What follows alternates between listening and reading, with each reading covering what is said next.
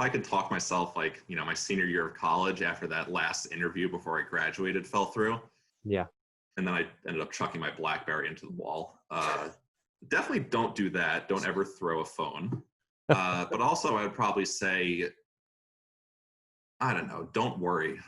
Things always work themselves out. And, especially coming from, the amount of people I think who lost their shirts in 2007, 2008, maybe that rings, that falls on deaf ears.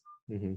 But at the same time, there's nothing wrong with taking your time to figure out what it is you want to do.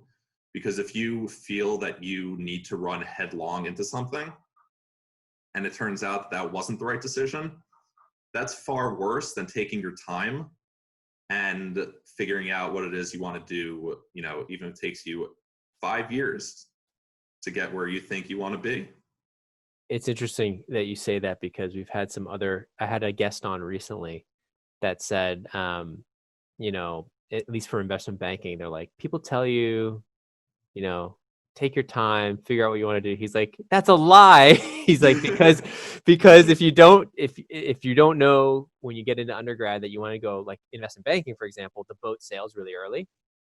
But Yes. I think your perspective is that there's a lot of other ways to be successful besides investment banking, and look at yourself as an example of, you've kind of scaled up. It's, you've been out of school for a while, but you've still gotten to a point that's, pretty incredible on anyone's scale.